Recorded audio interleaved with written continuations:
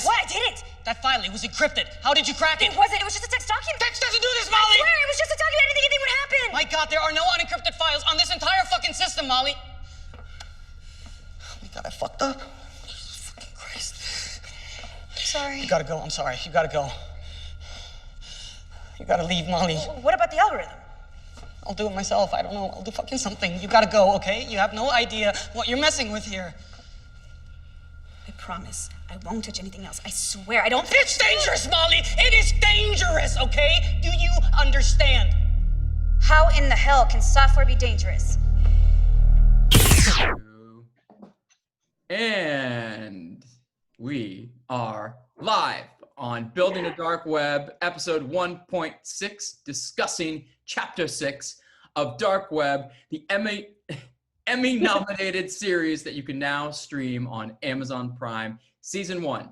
And today we have special guest Noemi Gonzalez. Woo! Where's And Molly? AKA Molly, AKA 142877 tonight.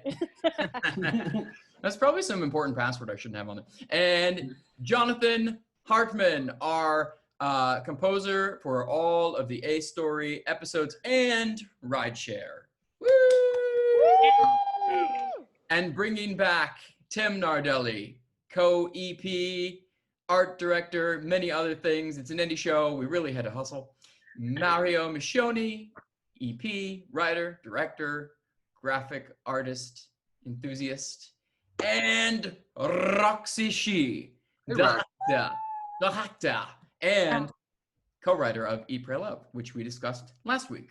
Now, Yay! Welcome everybody. Thank you for joining.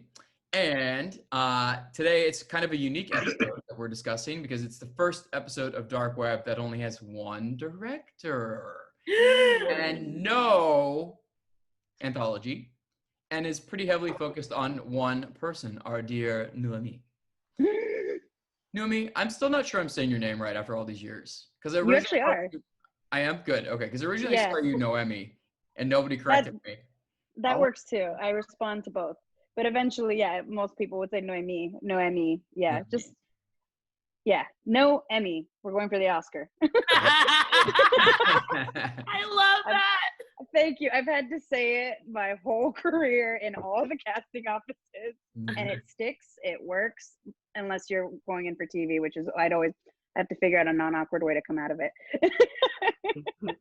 You'll figure it out. And speaking of Yeah, Emmys, exactly. speaking of Emmys, we are the first sci-fi horror show to lose an Emmy to Sesame Street. Those guys, they're the worst. They're the worst. Well, you know what? It's 2020. Weird shit's been happening all year. Anything goes.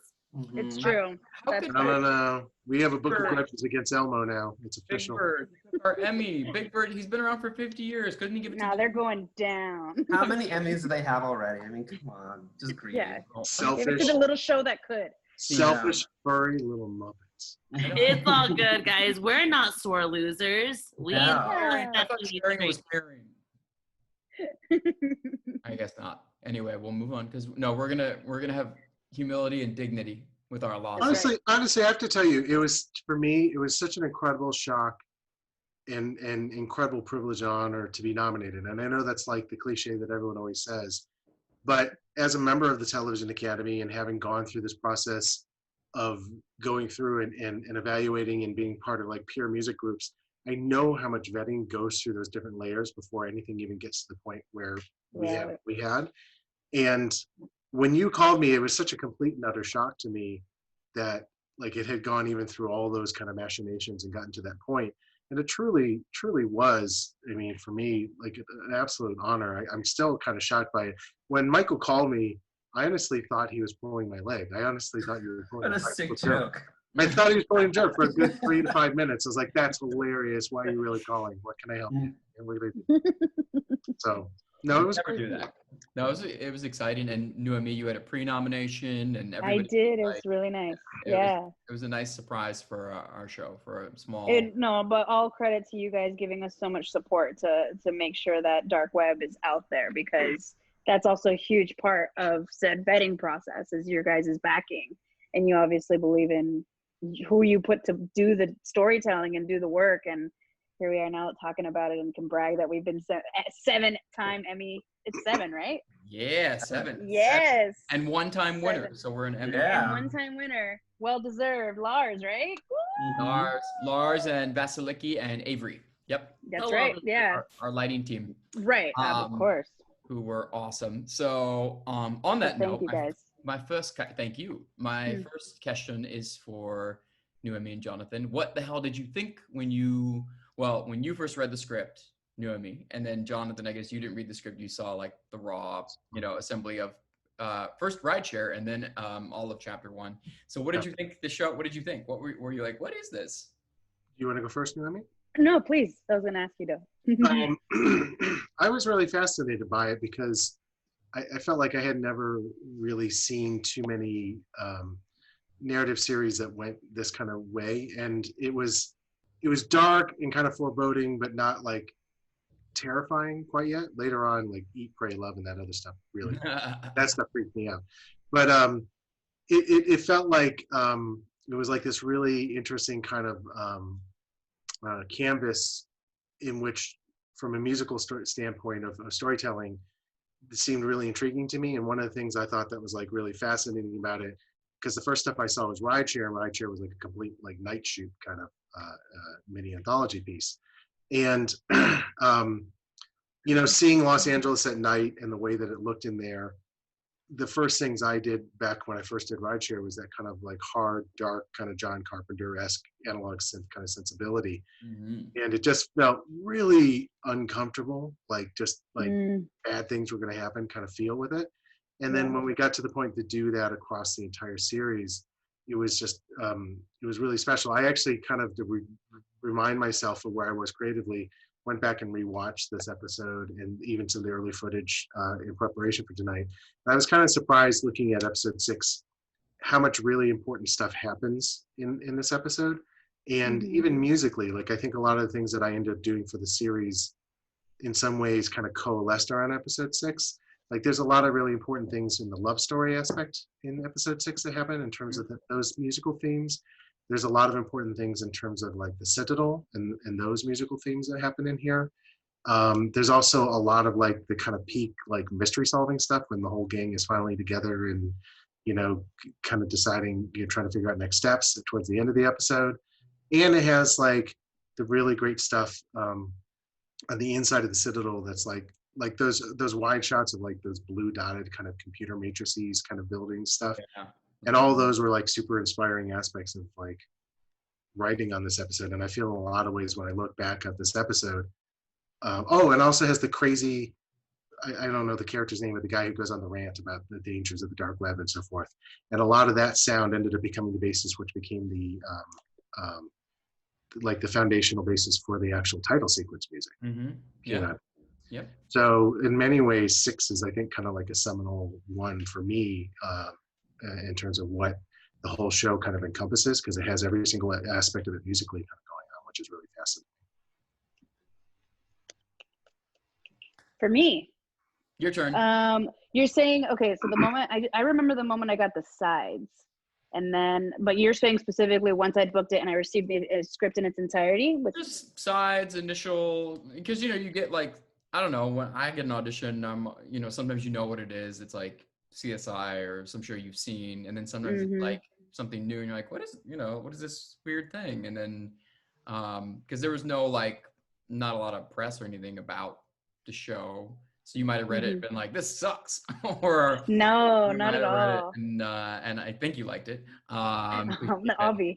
But it's a weird project too. So I'm always just curious, like what people, because we worked on it so long even before we started filming, so kind of knew what it was. I'm always curious, like what the hell people think about this, like from their perspective when they hear about it or see it or read it for the first time. What I remember immediately script based is the sides, and I just remember how easily I connected to it or fell into it with the vibe of what I felt I understood was going on, until I received the script, where I saw, and what fascinated me the most was the format and how Molly wrote all the other chapters, that she sends to everybody to find her. And so it was really cool to do that much character research of, because I love to do it, but to just read the script as it is, but then like, what does this character write, and who did she send them to and why? And I remember I probably received like 80% of them, so some of them I missed, but it definitely helped me reading everything in its entirety, of course, to completely wrap her in this obviously macabre interest that she has, and like how she is still like a sweetheart and wants to do good, but definitely can lean towards a heaviness or a darkness. And so it was really cool to find that, not through obvious things like a one-on-one dialogue scene, like you know, to understand where Molly was with Eat, Pray, Love, or where she was with Hacked, or where she was, you know, I'm trying to think of the heartstrings one, and viral. So like, it's like, okay, where was she when she just had to channel this? So that was a really, really cool exercise for me to prepare for it. And I just thought it was really cool and smart. I didn't even understand it when we were filming it, when you guys were like, oh, we're filming everything you wrote. And I was like, oh, that's cool. Like, oh, I guess it's as, you know, but I did not realize how much until you guys were like, oh, we're still filming. And and that's because it was the first, because it was the first time I had ever been a part of an anthology series like this. So to understand what that meant on the page and what that meant shooting schedule wise, it was a first for me. That was definitely really, really cool, and a new professional like advancement. That's awesome. Yeah, it's weird when you were saying that, I was like, yeah, and Mario, you can talk about this too. Like, the anthologies reveal a lot about your character, Molly. They reveal a lot about the person that she was kind of catering the story to, who she was sending it to, or if it was, you know, in the case of Viral, something that she was writing kind of for herself and for Amy. And then they reveal a little bit about Mir, the character that actually like assimilated the stories and sent them out. So that as you were talking about that, I was like, yeah, I guess there's a lot of point of views and perspectives being reflected in these, like, you know, contained horror, you know, anthologies. There's so many layers, and that's what I liked about it, was there was layers on the storytelling, layers on the character building, because she like had so much going on, and also layers in the relationships that she had, both in real time, in real life, like at a time like high school that everyone went through, versus being a loner at a company, you know. So it was really interesting to layer all of it together, and to get it from you guys too, because I think that when we try to layer something, we're always like, what can I research, what can I like inspire me to like do the best job, but you guys already had so much. So when I was like, all right, I'm thinking, I think I told Roxy, I was like thinking about what she was writing, and like, you know, and then she was like, oh, we have it. And I was like, what? And that's when she was like, oh, I'm sending it to you right now. And then she sent it all to me. Thank you, Roxy. Thank you for doing that. You got it. And I mean, I think for these stories, one thing that we sought to do was we wanted to have the stories be standalones, because at the end of the day, we wanted this to be an anthology where a filmmaker and writer could come in and kind of have a unique vision for each story, right? But at the same time, we always said that this was going to be a connected universe, and that the things that happen in these stories impact the bigger picture. And so, you know, finding that balance was tricky in kind of, we had literal connections where there would be characters that showed up in the real world, and there would be symbols and things that were thread throughout. And then we also had thematic connections. And so sort of there's also this sort of bigger picture idea in that Molly wrote all these stories. She let a computer read them, an AI read them, and understands them right as she wrote them. And then once Molly's sort of out of the picture, the only way the AI really can think to reach out to people is by using her writings and sending these writings out. But the AI is the one sending these out, and it's sending them out based on the world of social media. So, for example, social media, and it decides this story is going to resonate with her because of what I can find about her online. And the same is true for Ethan. You know, he knows that she's been fired, and he knows that he's kind of down on his luck right now from social media, and so I'm sending him this. That's even true to Zach, who she seeks out in this mental hospital and faxes him the story about transplant, about a guy who has his life turned upside down by sort of something online, right? And so it was sort of interesting to look at it like that. And this stuff is all sort of there if you want to really like dig into it. Just the way the stories are parsed out to the characters is based on how an AI would look at their social media profiles and decide the type of person they are. And that's true of really the whole. So much of the story is about how we are online and the way we present to the world and the way that makes some people feel bad and some people feel good, and how it's all sort of carefully curated. And these people's curated personas are the reasons why the computer sought them out, because it felt like it knew them and it felt like it knew enough about them that it could make a connection. And that was sort of our balance with those stories.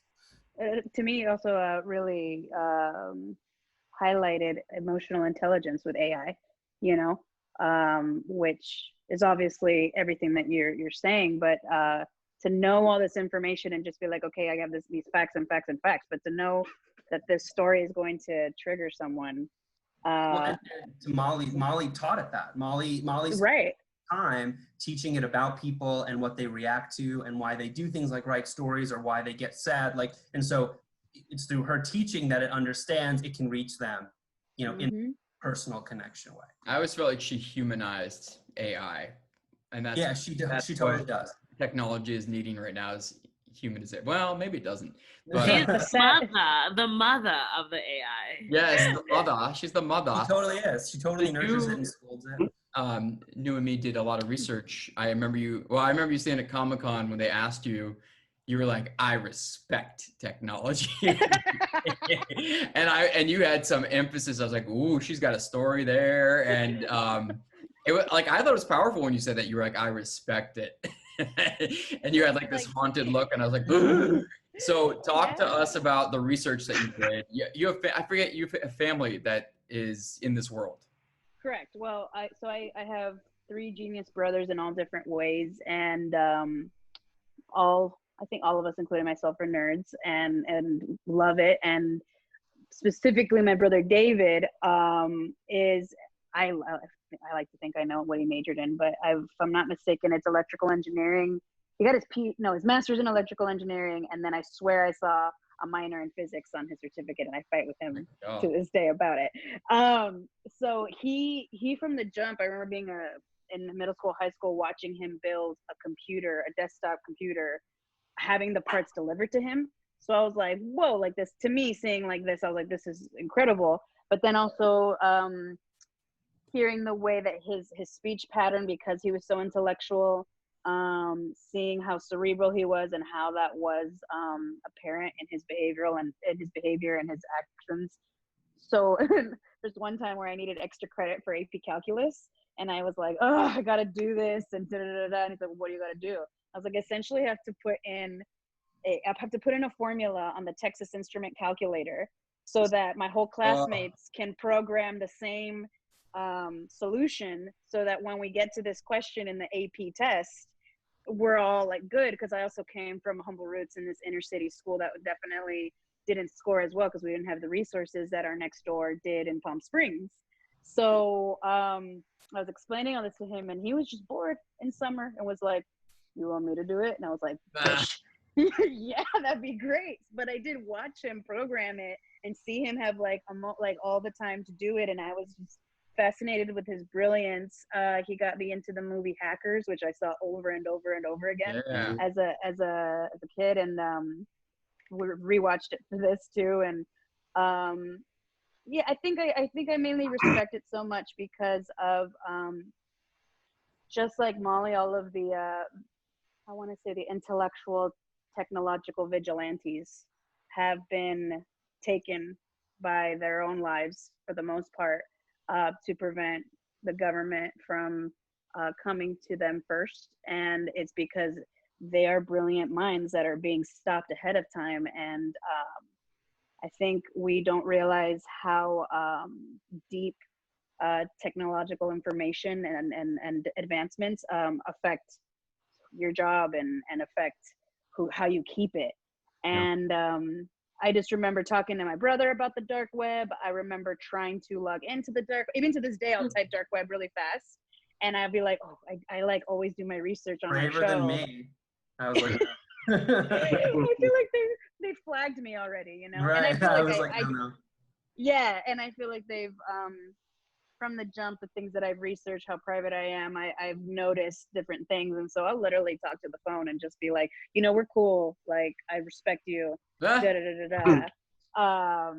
Like, you know, I joke around a lot, but like real talk, like you my homie, just because I don't know who's listening. And what like a big example I'll give you right now that it's really silly, but it's also kind of really trippy is I was having, I think, like a hard time of some sort, and then I received counseling for said thing, but I had not talked to anyone about it, not a single soul. So then I got like this ad for it, and so I was like, whoever's recording this, Always. Yeah.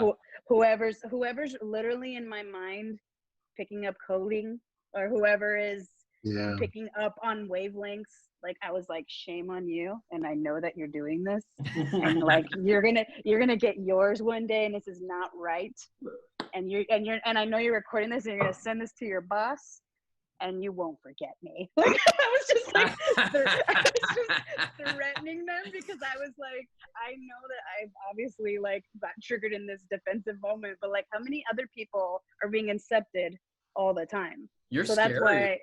That's why I'm gonna remember this. Well, I just needed them to like have a conscience. I just needed them to like have a moment in their business to have some pathos, some ethos. Yeah. You know, and for me, I wasn't just about me, because I was proud of myself for being in dark web, researching enough about this stuff that I'm aware. But I was like, what are you doing to Joe and Jane over here that have no clue, and they're just following things on TikTok or this or that. And so I just felt like I had to, as an informed person through this experience, I had to be like, listen. So it was silly. So these are the reasons why I respect. Yeah, well now I do too. Yeah, I think we're screwed. I think we're all like being maybe it's just Mario. Right now we're have you guys experienced weird or encountered anyone coming to you and talking about the show and experienced any sort of weird kind of conspiracy theory kind of stuff? Well, I mean, we on our Facebook page, sort of the only we really get now are people being like, I'll pay money for someone to help me hack this, or I want to get this for free. Who can help me? How do I buy a hitman? Yeah, wow. I've actually gone in there and deleted stuff, only not because but because I don't want the feds to track, that someone bought a fucking hitman on our Facebook page. I didn't even think about that. I delete them whenever I see them, because, I'm sure all of these people are crazy and they're not going to get anything. But, also though, our show is so clearly a TV show. Let's see. Don't you know that people don't hire hitmen off your webpage? They hire them off of Animal Crossing now. Right. I mean, like, I get everyone knows this. Yeah, it's really nuts. That's so much smarter than what I do though, because whenever I see those pop up on Facebook, I write in, watch the show on Amazon to find out. I know, I've seen that, and I'm like, And I didn't even think about like, oh man. Yeah, it's more just in case one of these people are legit and they end up being involved in a crime, they're gonna like come shut us down, like we're that like black market or something. So I just try to delete them when I see them. But it's really funny. Like, our show is so clearly a show. It's so clearly entertainment. We're just people just type dark web on Facebook, they get our show, and then it's like free for all. Where can I do this? Who can help me hack a phone? Who can do this? And it's like, are you kidding? It's like it's its own black box, the website. It's an Emmy-winning show. No, an Emmy-winning show. And then Nexus for Hitman. Someone earlier asked us what the account code on the Facebook page was, and it's like, seriously? No, yeah, it's weird. Like, that's a little too much, bro. Scared. So, Jonathan, your influences. You mentioned John Carpenter, which I recognized right away when I heard Rideshare, and I loved it. That like synth heavy, all those cues. So, what are some of your other inspirations? I know we've talked about it, but people watching don't. Yeah. Films, favorite composers, favorite scores, whatever. Yeah. Well, the thing about my not COVID. Sorry. You have to like now say with my Lysol. Exactly. Yeah, no, exactly. It's one of these things where there's a lot of different things that have kind of influenced me over the years musically, but one of the things, it's interesting where dark web kind of occupies in terms of my career and things that I did. And one of those is the fact that like when dark web kind of came into, you know, my life as a thing to do as a project, there was actually, it's so funny. There was a moment there where for a long time I'd been really wanting to go into and explore analog synthesis, and I'd always had a real love of like, you know, things like the John Carpenter scores and Thing and They Live, and but also like Tangerine Dream, and you know, those kinds of influences. And so it was one of those things that had been on my mind for a long time about wanting to explore, and it felt like the perfect vehicle to start to do that. And I credit this extensively. In fact, one of the things about this show is that it really was like my first foray into getting really heavily into analog synthesizers and really going deep down that path. And you know, it's really interesting because now that's like a major component of my workflow process and my creative process. I mean, this kind of stuff is like a major part of everything that I do all the time now. And really, dark web was the genesis of that. And it's kind of fascinating. After I did dark web, I'd had like I don't want to linger on it, but a bit of a personal kind of tragedy where I survived like a home invasion burglary attempt that was very dangerous and almost killed me. And I got in this kind of deep funk for a good 6 months afterwards, and going through the legal system and all these kinds of things. And what I found out coming out of the other end of it is that it kind of rewired me in a certain way. And I just suddenly just found myself wanting to listen to very different kinds of music and just kind of switching everything. And so suddenly I found myself like almost completely flipping and just listening to a lot of electronic music, whereas in the past I was a jazz musician and also written a lot of orchestral work. And what's happened now, kind of 2 years after the fact, is all of that is kind of fused into this kind of like hybrid kind of thing where, like, I did a massive recording session in London in December with a 90-piece orchestra and choir, but it also featured heavy synthesizers to it. And to that end, I think one of the funniest things about all of this, including dark web and kind of crediting this show, I actually just recently, and on my entire music career, I just recently got my first endorsement deal. And it's with Sequential, which is the godfather of all synthesizer companies. And the way it happened was I've been doing a lot of work with the UK, and so I called them and I said, hey, you know, I know it's not on the main menu, but when you sell these synthesizers, they have alternate power supplies in the UK. And because I do so much work back and forth, I was wondering if I might be able to buy the alternate power supplies that you can't get here in the US. And they said, oh, yeah, we'll call you back tomorrow. We'll sort it out. So they called me, and the guy calls me back. He goes, we can send those out to you. I said, thanks so much. And he goes, I looked you up. I said, oh, yeah? Like, what did you find? He goes, well, I saw you had an Emmy nomination for the score for the show Dark Web. I saw that show. Really cool. And I saw you had this soundtrack for Warhammer 40,000, and you're a big synth nut. And I was like, yeah. And he goes, well, I'm the head of artist relations here at Sequential. And so I now, kind of as a result of dark web, which was my first foray into analog synthesis, now have like an endorsement relationship as an artist with like the godfather of all synthesizers. That's awesome. You've gone full synth. Congratulations. Yeah. It was really kind of funny how it kind of went that way. And you know, in fact, just to that end, we're going to do some new like kind of like concept, like not headshots, but photography this fall, you know, just like, you know, as an artist. And so I was like, I want to kind of lean into that and do something fun. So I asked a few friends that are going to hook me up. And I have a friend who owns a DeLorean. So we're going to do, so we're going to do a shot. We've got this great kind of location we're going to do that's got a whole bunch of neon going on. And we're going to have the DeLorean, and it's going to be me. 80s of you. Yeah, we're going to do like a very tongue-in-cheek, very meta referential kind of thing. I saw really thought it'd be so funny. Driving down the street this past weekend. As soon as I drove past it, it just made me think of the Back to the Future theme. Right. They're such cool cars. I can't believe there hasn't been like a renaissance, somebody like bringing them back with all the like, you know, 80s. They have horrible electrical systems. They fail to start a lot. The DeLorean is just iconic cinematic car though. You know, like No, it's so cool looking too. Yeah, it could be like the Yeah. worst car in the world, but Back to the Future made it so it'll never. That's right. Well, yeah. If it's the baby, the what is it? Isn't it known as like the best script to learn from, like story wise? I've read that it is like one of the like most perfect scripts to explain storytelling to you. And so like anything related to it, I'm like, yeah. Of course it's I gotta amazing. read that script then. Yeah. So, and speaking of toys, because Jonathan, I noticed like as we kept working with you, can you guys hear me? My audio weird.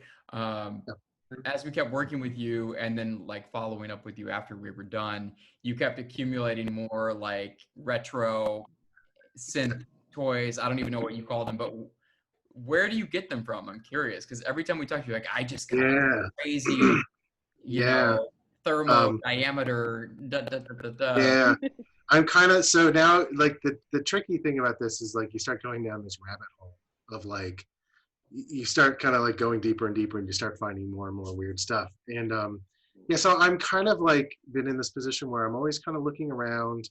There's a website called reverb.com where people sell used instruments. I'm always kind of like browsing and trying to see there. There are two really fantastic synthesizer shops in Los Angeles, one in Burbank called Perfect Circuit, another one on the west side called Analog Haven. And it was so funny, like for the longest time, I never went to those places, even though I was here. And I was in London back in December doing this job, and I stopped in at this place in Soho that was like supposedly one of the best like synth shops in like London, right, where everyone goes to get their stuff. And I was chatting with them, and they're like, well, you know, hey, you know, like we can certainly send you a list of when weird things show up. He's like, but why aren't you going to those two places in LA? They're like the best places in the world. I was like, really? I'd never go to them. They're like, all you have to do is just drive to the Valley. You didn't have to fly all the way to London. Like you just drive to Burbank. And I was like, oh yeah, I should. Well, it's in the Valley. I'm just kidding. Yeah, so far it's in the. I live in the Valley, and I know. I know, like, that's why. area. They're like, but you're in the Valley. I'm like, I know. Yeah, I'm always kind of hunting. I recently did a job where with these guys in the UK, and one of the kind of concepts was that there was this assassin, and we had this idea that it'd be really great if she had this kind of like crazy retro Soviet kind of vibe going on. And I did a lot of work trying to hunt down a Soviet 1980s synthesizer called the Polyvox, which is like 6 tons of steel, and it's all in Cyrillic. And so cool that you can like find a sound from the past, literally, like, bring it back. It's so cool. But it was like on weird power systems because it was like, you know, it wasn't made, you know, for Western use. And I had to ask a friend of mine who spoke Russian to translate all the buttons, you know. Gosh. They couldn't read it. Yeah, all the labels. I'm fascinated by like the process of the composer. I think it's so interesting, and it's like still very mysterious to me, and it makes such a difference with the final product. I don't even know what I do. It's mysterious to me too. So, you know. Well, you figured something out because you done good. You done well. Roxy, I have a question. Oh, dog cameo. Dog cameo. Maya says hi. Hi. Oh, puppy. On earlier. Yeah. I know. Look, you can see Lily. Lily's making a cameo too, right there. Oh yeah, she's so good right now. Yaya's growling. So Roxy, you had the unique pleasure of directing 2 Buffy veterans back to back. I was just thinking about that. You had Claire Kramer last week. I know we didn't film it in order, but you know, whatever. And this week, what was it like to direct Xander Harris? I mean, Nicholas Brendan. Yeah, stop barking. This is my moment. She's gonna answer this question, damn it. Nikki was amazing. I loved working with Nikki. Yeah, Nikki. Nicholas Brendan. I remember when we met up at La Mille Coffee Shop in Silver Lake, and he was just telling me how much he loved acting and how he had a very small role, you know, in retrospect, like in terms of the whole series. But this just shows me about somebody who's like a veteran actor who was so dedicated in putting everything he had. Claire was the same way too, you know what I mean? Which is why I just love working with, you know, veteran actors that I've admired growing up, watching on my TV when I was in high school, and like having the very unique pleasure of having them on the set and being able to work with them. Like, it's such a dream come true. Like, when you're at that age, you could never fathom, especially being a woman of color as a director. I mean, that was just a pipe dream. But to be able to be in the same room and to have like synthesize, I mean, not just listening to Jonathan talk about synthesizers and just like just synthesize, the experience was just like so surreal. And he's so great. I think we were having a really tough day and he was so patient, and it just goes to show that like people who have been in the industry for a long time, and I think that fame is a tricky thing, but he was such a professional, and I would love to work with him again. And Jonathan, I really do have to say, like, your score was so like essential and like life-changing in terms of creating the world of this. Like, music is such like a huge part of the experience. And so I just want to say, like, amazing job in creating that world and that those textures and those colors, and really allowing the audience to experience it on a level that we couldn't have imagined. Like, honestly, yeah. It's very kind of you. I appreciate it. Deserve that Emmy nom, honey. Like, all the way. Yeah, all those songs were stuck in my head. The cues were stuck in my head. I had the cues repeated. Na na na na. Oh, yeah. Na na na na. You guys, I know I always felt like I was doing a good job when I go home at the end of the day writing an episode and feel kind of weirded out by it. You know what I mean? Like it felt eerie, and I was like, ooh, I gotta do something. That's like when my own work starts to get in me, and I'm like, okay, I think it's working. Well, you had some great range, because you definitely had the synth stuff, but then there were like really sweet cues that we did as well, that you did. And actually, to this day, one of the ones I love most is the one where your character has to kind of deal with his mother. And, I like that one too. I was going to ask you, what are your favorite cues in this? Give me top 3. In this episode or in the show? In the show in general. Oh, in the show, Noemi, actually, one of my favorite ones is it's the longest cue in the entire series. It's almost 4 minutes long, and it's the one where you're slowly dying and talking to Mir. It's a really slow, drawn out thing, and crests to the point where it's clear like she's not going to make it. Right. I always really like that one. And that one's kind of stuck out with me and just felt really kind of tragic while I was writing it, And so I always liked that one a lot. I also like the ones where that's the one where he's being dragged out by security over at the Citadel. Oh, yes. Yes, Zach. Forget the That one was very intense. It's like a variant on like the Zach's Madness kind of themes ones, and he's being dragged like, and the physicality of it, like he's really being dragged. Like his legs are like 3 feet behind the rest of him while they're trying to get him out to the thing, and you just walk by him like, hey, oh wait, what's going on? So heightened.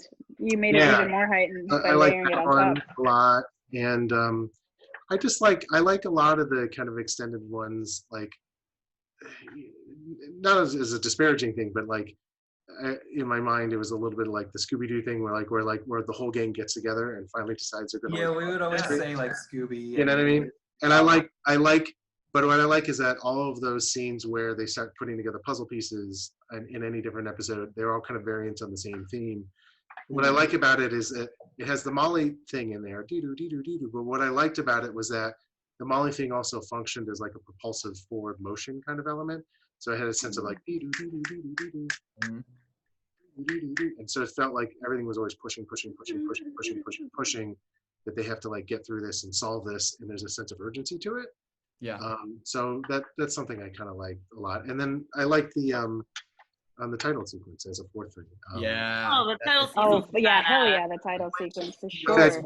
There was a thing that came up recently on this current animation show that I'm doing, and I said in that title sequence I do it. I was like, it's a lesson I learned from watching like Alan Silvestri movies.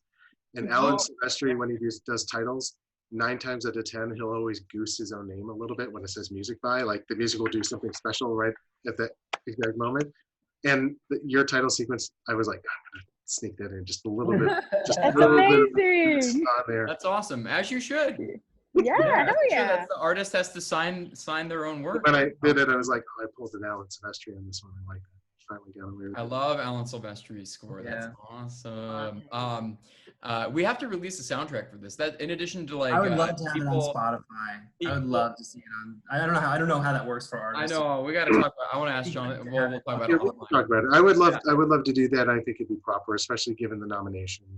And, Yeah. And and there's a number of people I know in that side of it that can help make that, facilitate that. Okay, well, let's discuss offline, unless we want to do a Zoom about that too.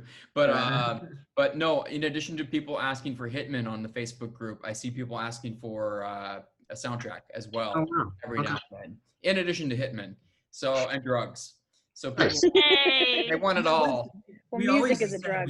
We wanted the music to be right, exactly. We wanted the.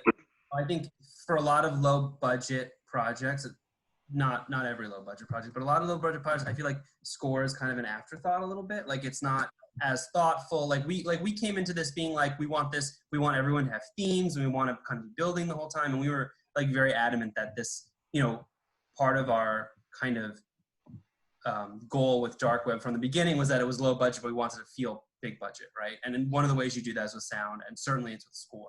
And so we always came into our score sessions and just kind of approaching the score in general with Jonathan, just being like, we want this to sound legit and we want to sound big. And it always did. We even brought in, we brought in live instruments, didn't we, for one of the songs? For the We brought in a few, here and there.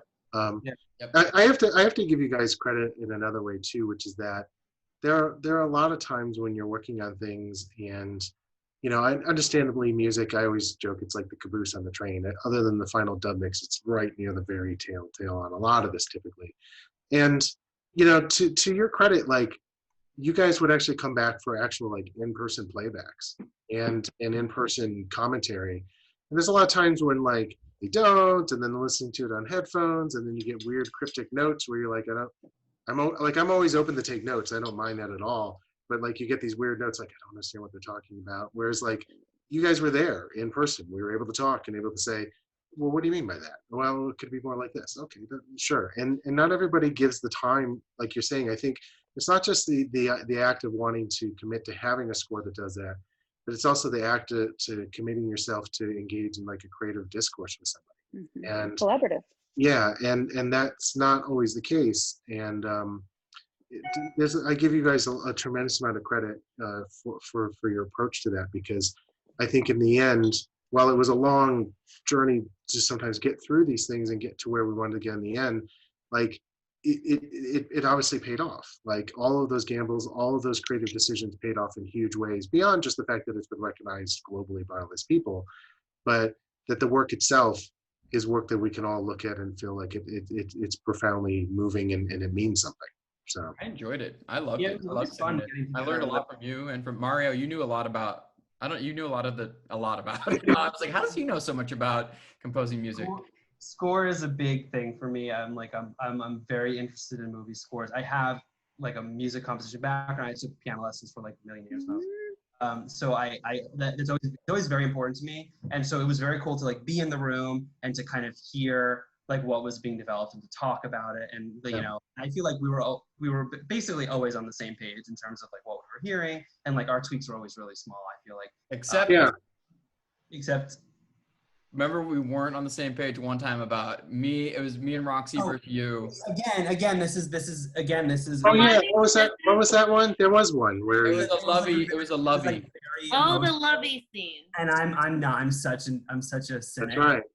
But again, that's a good point. Like, so there are a couple times in this like when I would be the one who'd be like, this is too mushy, I don't want to do it. But then I would get overruled and it would be fine, and I was always very like good about it. But I mean more. I don't even mean Michael. I mean more. Like Jonathan would play stuff for us, and I feel like 99% of the time it was like spot on. Like, oh yeah. So I never felt like we heard something we were like, no, that's wrong. Like it always worked, right? And we would just have tweaks here and there, but like that was always so fun because we had temp score or no score for so much of this footage, and you look at this edit for so long and you're sort of accustomed to it being this kind of like flat thing, and you go in and now you have like an actual like kind of music put to it. Alive. This is another thing that you guys did that I'm not sure how much was conscientious and how much was maybe just your natural creative process. One of the things I was actually kind of struck by in doing these episodes was that it would be very easy when looking at initial rough cuts or assemblies of things to truncate and shorten things because they feel long before there's anything there.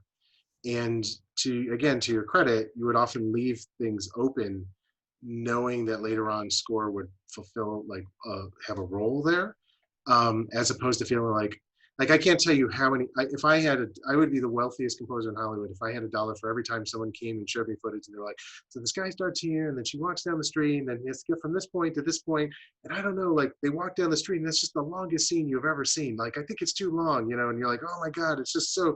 And then you put in score and you're like, oh, it's fine. Yeah. Right? It's not as long as I think it is at all. It just needed underscore. Yep. You know? Well, speaking of a moment like that, if I can share real quick, speaking of movie scores, like I mentioned, my brothers and I are nerds. We would quiz each other with playing on our playlists. We have playlists of scores, and we would ask each other like, "What's on? What movie is this from? What movie is this from?" And so, awesome. a funny thing was one of the ones that stumped me in recent filming of Dark Web. I used it in one of said walks. The moment where Molly decides to take a stand. And she has a moment at the bridge, and there's a lighting of Emerson College for a moment, and then there's like a definite momentum that you mentioned, Jonathan, of Molly's natural character music. I don't know what the right description is for. Yeah, it's like her kind of her theme or her, Right. So I love that that your character's theme. You mentioned that it was like very moving or fast paced or like momentum, and what I had in my head was. That's Men in Black. Oh yeah, Men in Black. Yeah, and it was. And so it's funny that like it was the first time I had ever done it a moment as an actor, been obviously totally in the scene, but still had a score for it. Yeah, that's awesome. And I remember talking to Roxy and to Renee about it, but it's so funny that now it comes full circle in this conversation. And you had that little run too, that little infamous run where you're running into mirror. Your walk was very, it wasn't a run, it wasn't a walk. A sprint. It was very iconic. It was just very like you. Right. How can you think about like your favorite movie without knowing its score? You know, like every time you think of your favorite film or your favorite TV show, the score naturally ties in with it.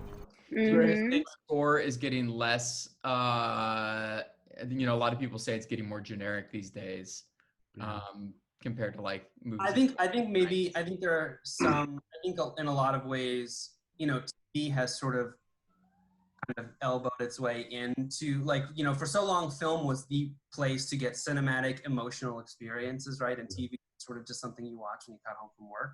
And I feel like now we're moving into a place where there are a lot of different ways to have these same experiences you would have in film, and part of that is the score. Like there are, like I have, you know, to my mind, I can think of so many iconic TV scores like that were shows or never films that are stuck in my head forever, you know. And so I think it's, you know, as the media landscape sort of changes, you know, there are a lot of, I don't want to diminish anyone's work, but I will say there are a lot of film scores that are less iconic than others. Like so many film scores are there to move the action, not for you to remember it or think about it after the fact. And so it's nice when, you know, a filmmaker and a composer can get together and say, we're going to make something like memorable for this, and we're going to, you know, it's not just background music. Well, again, I think one of the always great advantages in this specific scenario was that sometimes these things, the bigger they get, they can kind of get noted to death. So I think when you're looking at exceptionally large pictures, you know, the studio has notes, the second guy at the studio, the third lady at the studio has notes, the studio heads, you know, chauffeur has notes. Like everybody starts to like contribute. And it starts to kind of get noted to death because they wanted to like fulfill everything. It needs to be all things to all people in all ways at all times, instead of maybe being like a unique voice, right? And again, I think that's one of the advantages about a situation like this, where in many ways it's intensely personal, and there's only a couple people in the room, and we don't have to like try to, you know what I mean, sell it to 25 people initially, you know, as long as we kind of believed in what it is. Jerry Goldsmith has one of my favorite quotes about Hollywood of all times.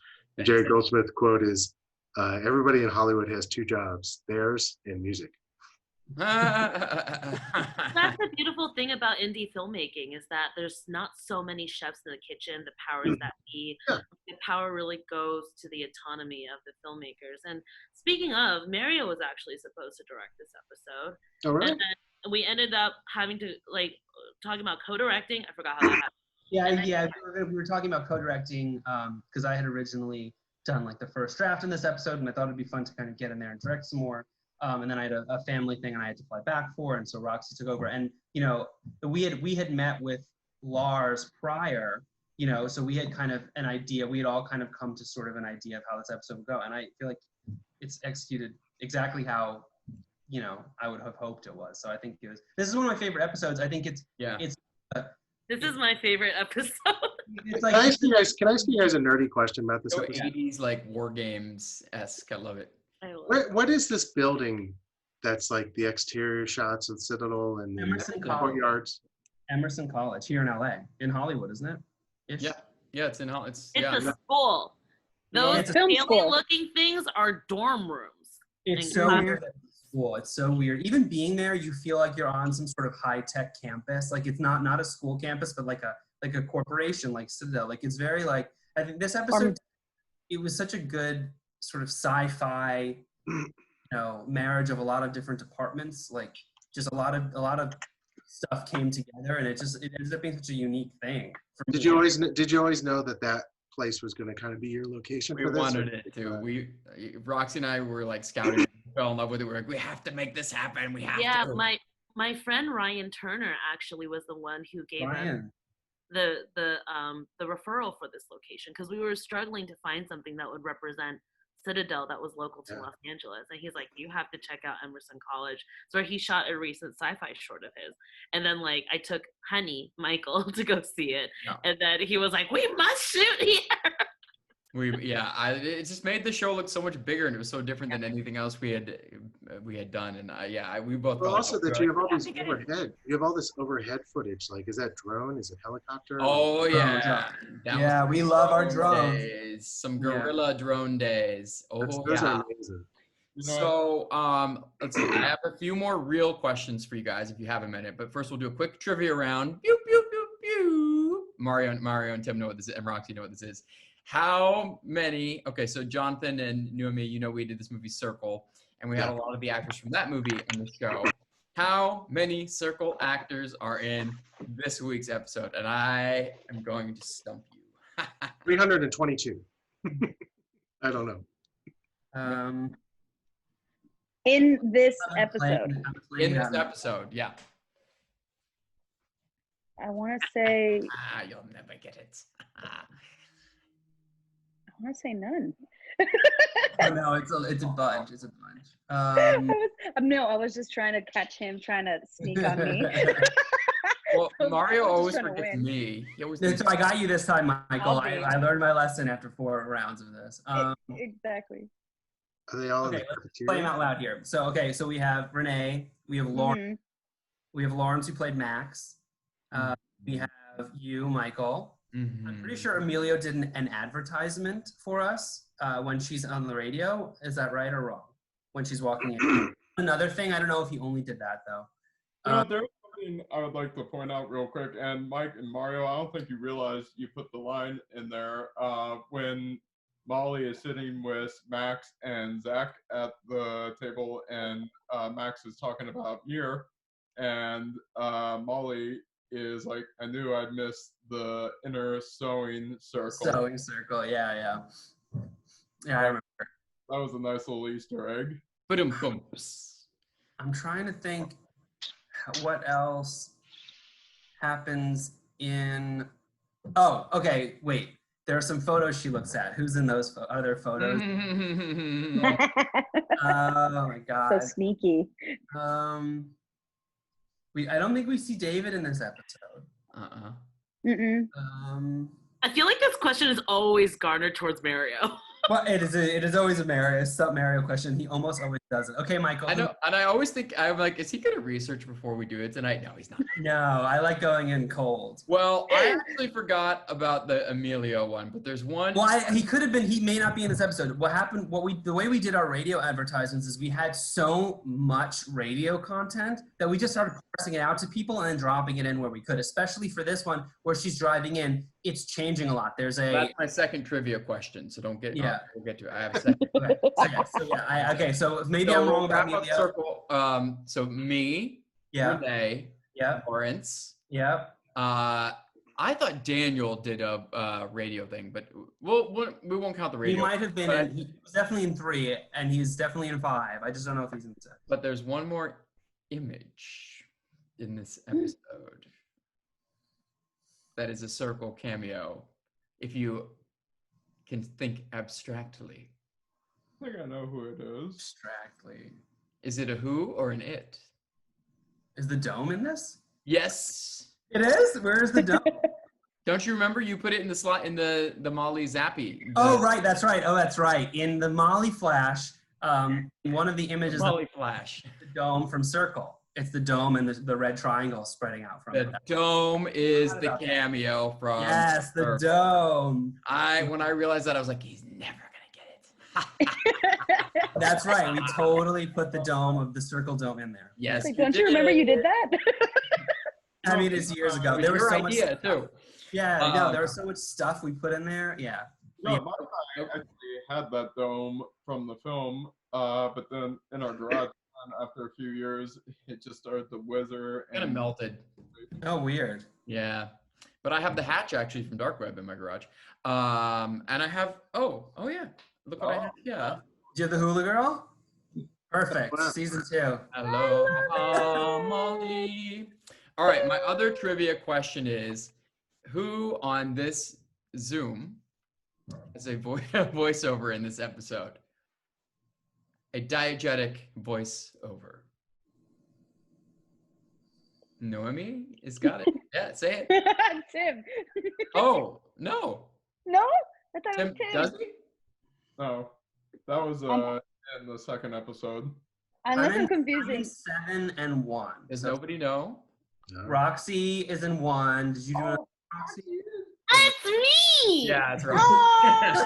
I'm the Citadel Oh, Solution. yes. Yep. Citadel The Solution. premier technological shit play. I love the way breathy. that timed out when Renee gets pulled into the elevator and Roxy has a line and she completes and it's something about like we like make Making America a better Yeah. place. yeah, a better place, and then the doors just close. I You love. get I to love the hear way my that one- very shitty English accent, British love it. Even accent. I didn't know it was No. America, Citadel You Solution. have so many great That's right. voiceovers in this. You're that like DJ, like we've got so and so in the thing. Yeah, you were in an influencer interview. And then you were an app in number 2. You were like, keep Oh, taking photos. Yes. we Oh, all yeah. have to wear many hats on this, and I'm willing to do it. You know what I Yeah, mean? it was funny. Here for did the it bigger good. picture. Thank you. You've done good. I Okay, just so want to be a voiceover. a few more. Oh, go ahead, Tim. So I remember Roxy was the voice of Mir for a while. Oh yeah, and the temp. I do, yeah. In the long temp. time. When I was composing in this one. That was when I was acting. It was the only Hello. voice For America. a long time you were. I almost got like completely used to it. That Did we keep any of Roxy's voice in? yeah, the- yeah. We did, I think. Even in 7 where it goes, Molly, and the thing opens. Oh yeah, so that is Roxy's voice. Okay, it's like accepted Molly or Amy. Or Amy. we blended it. I think we blended it with. But you're in there. You're there. Yeah. Michael, where's my IMDb credit? Where's for her me? residual? Oh, bitch. Don't you have enough IMDb credits on I this do, project? but I just want to be a voiceover She wants them actor. all. Okay, we'll add you, and we'll Just submit you kidding. for Emmy Just nomination. Emmy nom. Yes. voiceover. Okay. This is stupid. It's not stupid. It's called dramatic tension. It's called nonsense. I already know what you look like. But you've never seen me in glorious full motion video before. You're so ridiculous. Deal with it. Okay. Okay, on the count of 3. 1, 2, 3.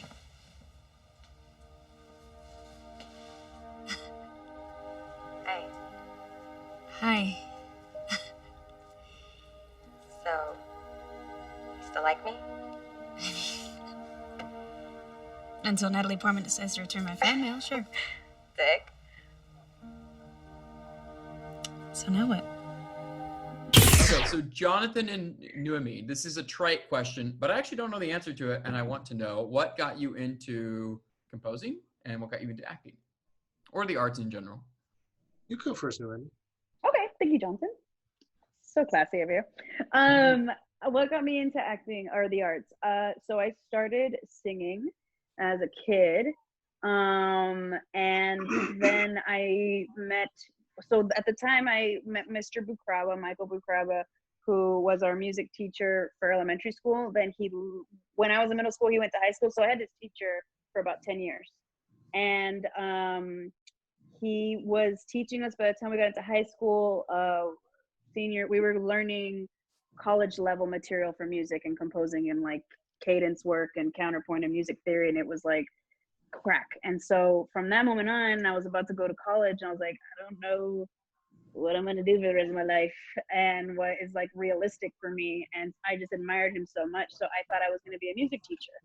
So I went to UCSB, and on my first day of orientation to figure out my classes, and I told her, like, I know my home is in the arts based off of my musical background, but I don't know what I'm going to do or like if that's evolving. I just really have no clue. That's my space. And she was like, okay, listen. And I always like say the story and say a blessing to this woman. She was like, you're going to do intro to acting. You're going to do like your intro music class. And then you're going to take 2 GEs to be on top of it. You're going to have such a great intro to college. And I was like, that is so dope, because obviously I was on top of my requirements. I was still feeding myself creatively. I definitely went into the music experience being like, this is definitely completely foreign to me, because of so much of it was connected to my teaching through my teacher. Mm-hmm. So luckily though, that meant by the stars aligning, that interesting story, my intro to acting teacher was Jason Narvi, who is one of the original castmates of Power Rangers, Mighty Morphin Power Rangers, but he's not a Power Ranger guy. Yeah. This is the rumor. Everyone in school was like, wait, there's a Power Ranger on campus. There's a Power Ranger. No, he was one of the leather bullies, which I love even more. Leather bullies. he was one of the leather bullies that was Was he a putty? It was Skull. No, not a putty. The 2 leather guys that were originally their bullies, and then over time they were their buddies throughout through the movies and everything. Like they're actually the only consistent cast from the original series in the 90s to Bulk and Skull. Thank you, honey. That's Kevin, everybody. Hi, Kevin. He was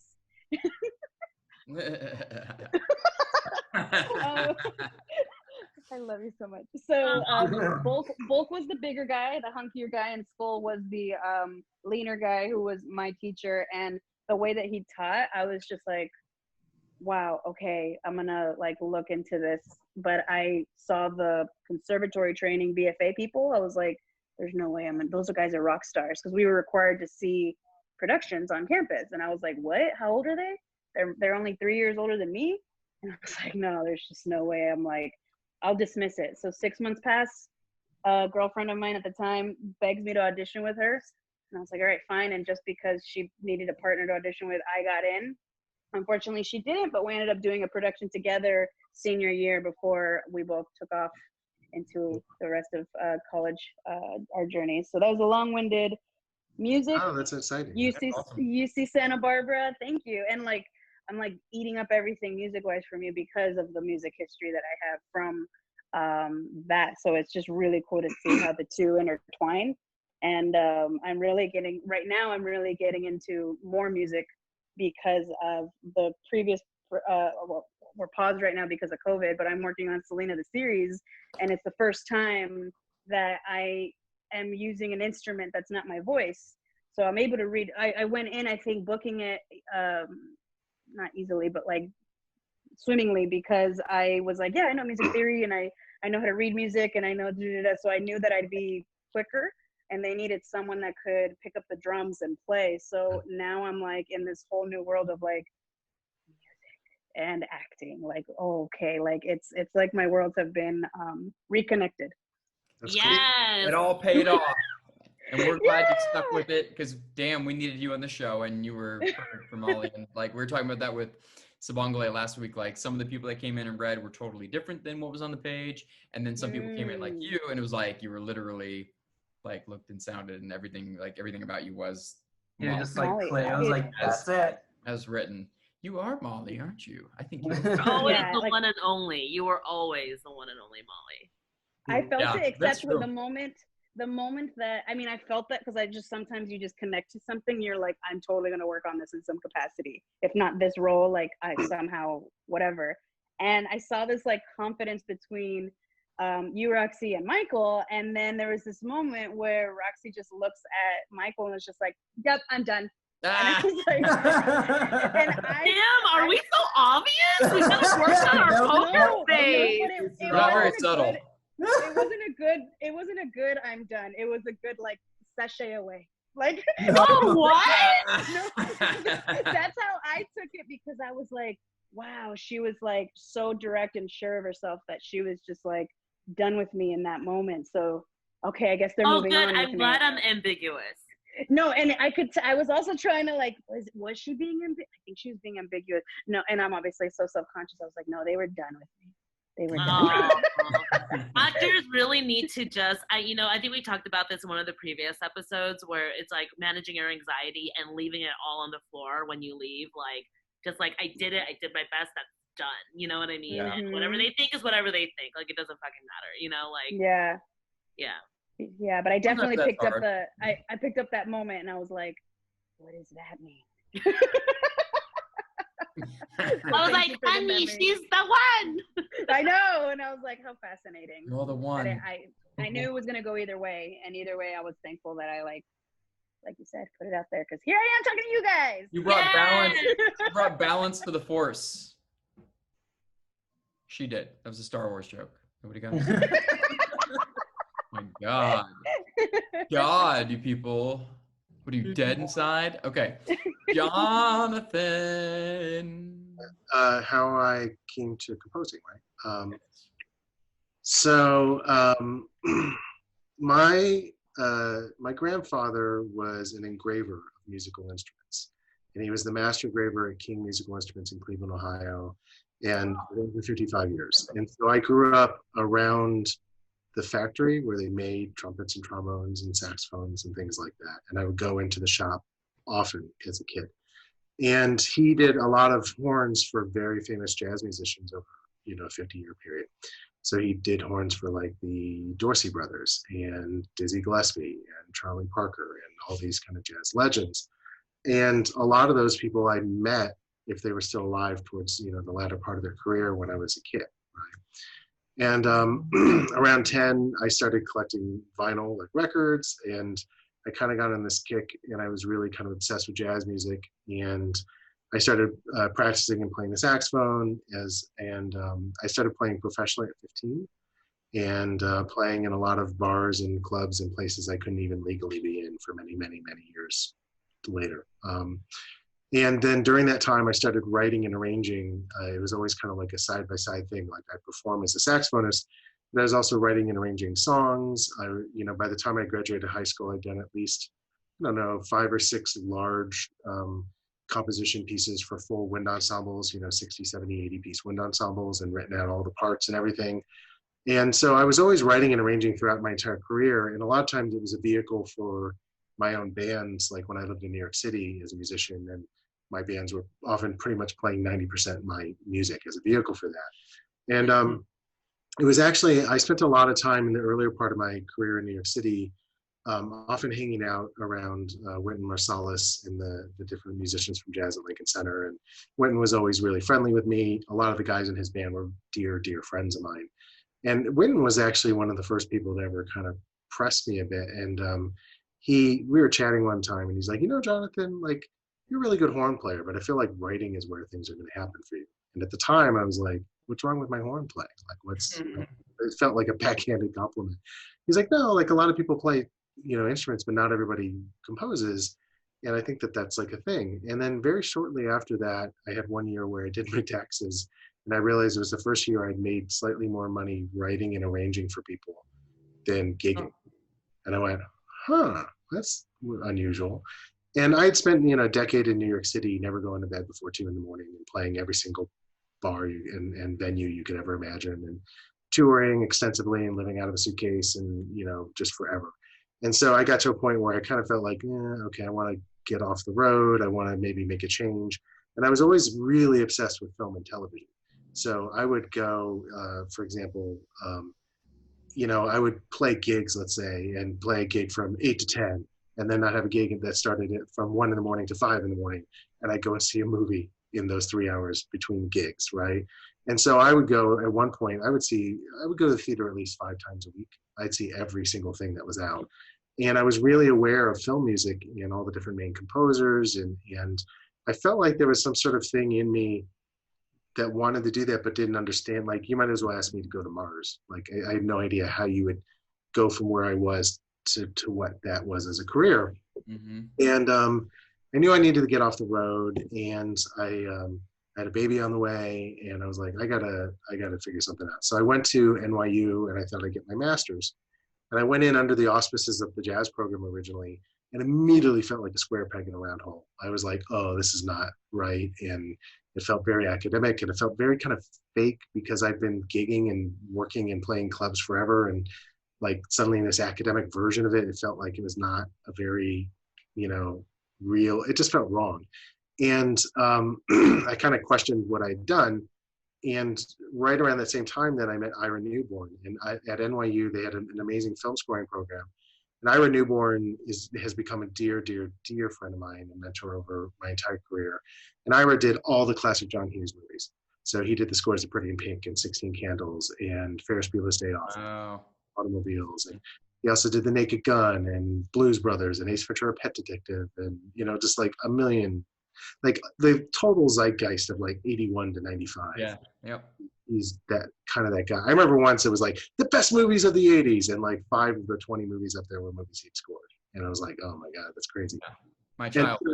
Yeah, totally. And the sound, really the sound of that era in a lot of ways.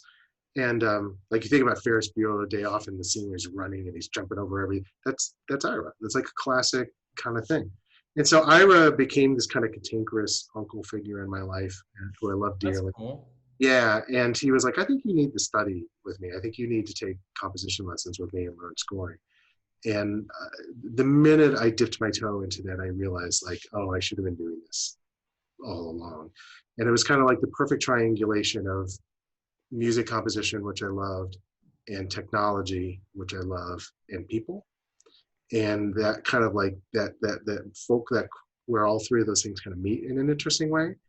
And he was like, I think you need to do this, and I think you need to move to LA, and that's that. And I was like, I think you're right.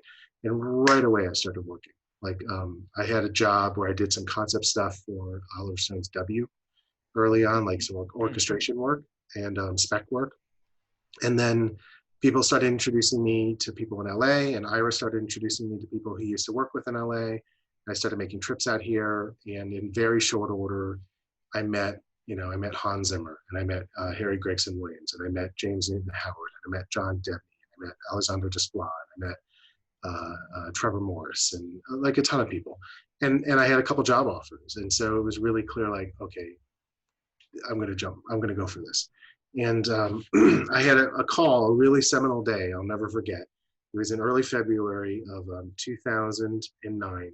And I got called the same morning by John Debney, who's an amazing composer, who's done, Evan Almighty and Liar Liar, and also Predators. And he did this TV show Sequest when we were growing up. He did Sequest. All of his music score and Sequest. He also did one of the Iron Man movies, right? And I got called by John saying he was expressing interest in maybe having me work for him as an assistant. And I was like, that's great. Let me get back to you and kind of figure out how we can go about doing it. And then 2 hours later, I got a call from James Newton Howard. Oh, wow.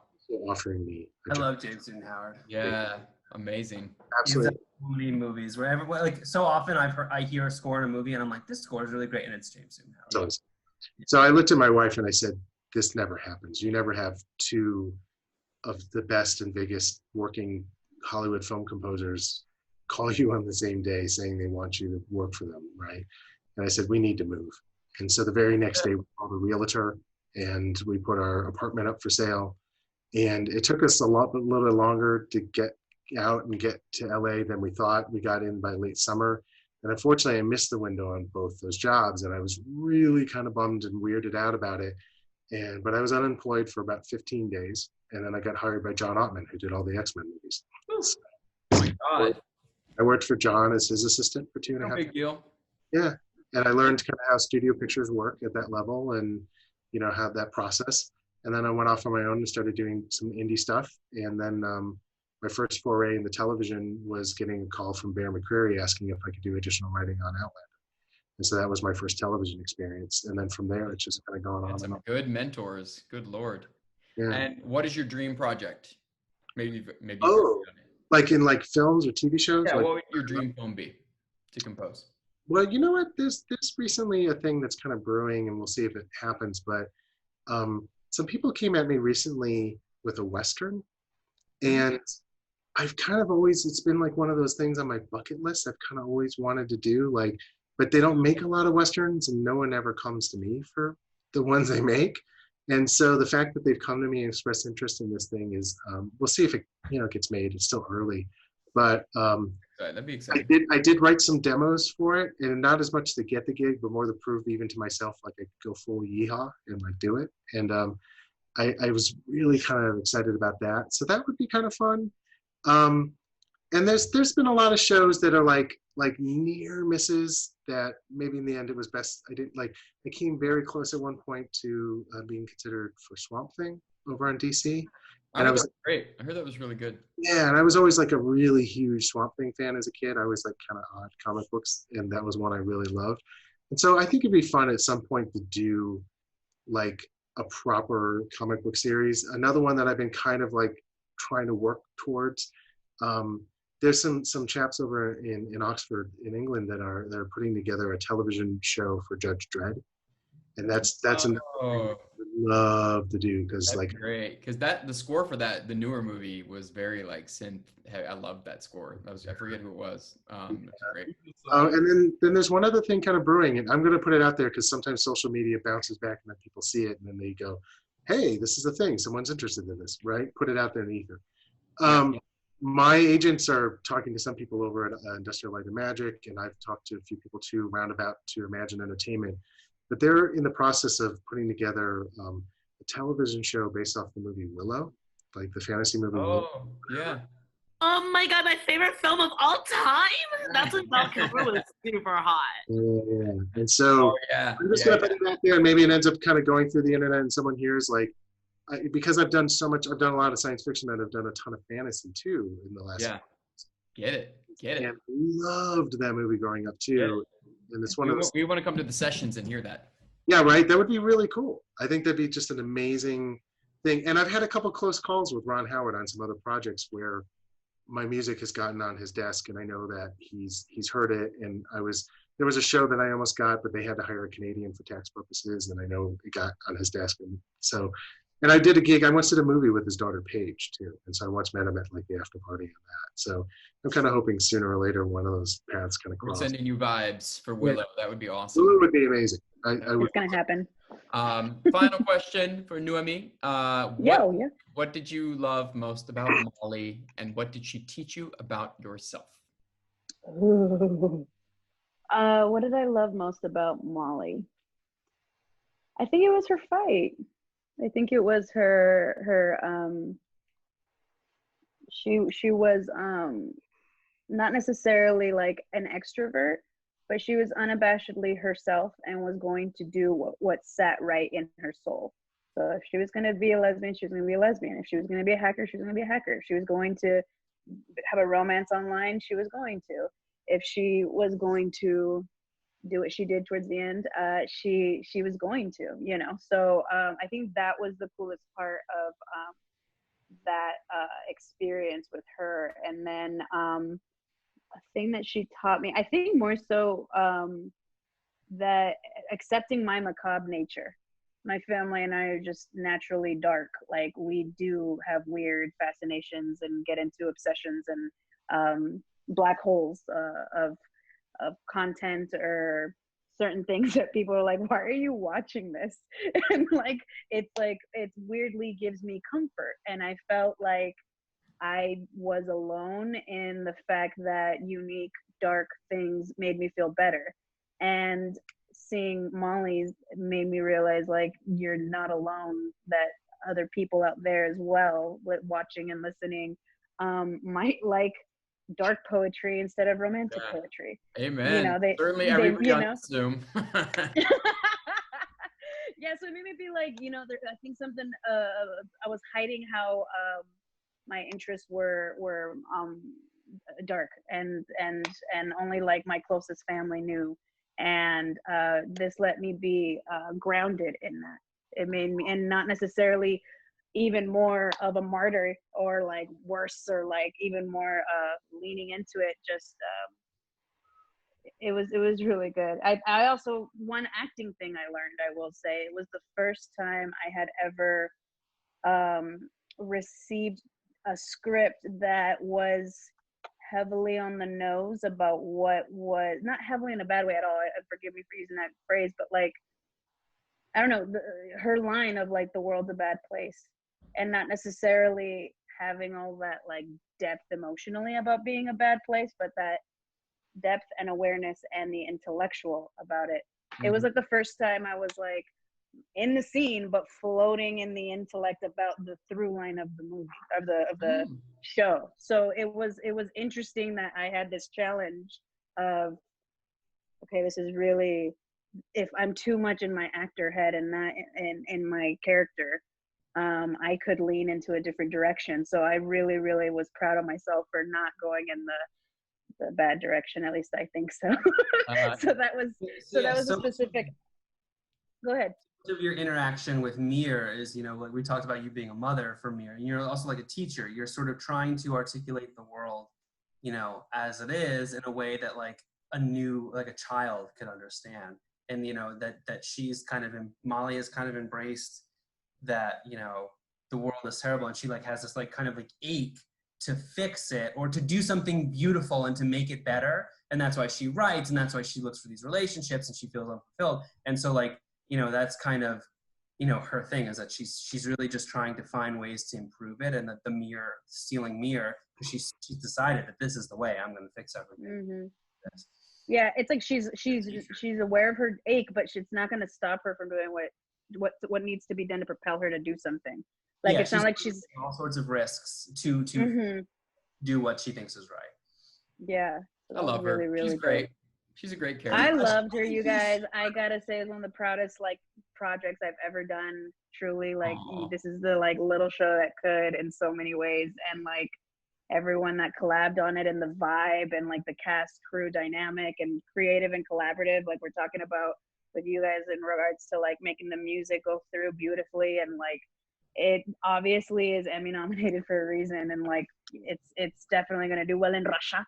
And it's gonna do well everywhere, because I'm really proud of you guys, because it's just got so much heart. It's got so much depth. It's got so much layers, and you guys fucking rock it. I'm proud of you guys. Thank you for all you did and for doing this tonight, Jonathan. Thank you for joining tonight and all you did. You made the TV show sing, both of you. Is that a pun? A bad one if it was. But thank you so much, because everything your contribution as Molly like made the show, and your contribution to the score made the show. So it's a real pleasure to have been a part of it. And Roxy and Mario and Tim, as always, thank you for joining. Anybody else want to say anything or speak their piece? Or no, just thank you for having me tonight. It was really great to be here and see you guys. Thank you for joining. That's a wrap on 1.6 of Building a Dark Web. We'll see you next week. Same time, same YouTube channel. Bye-bye.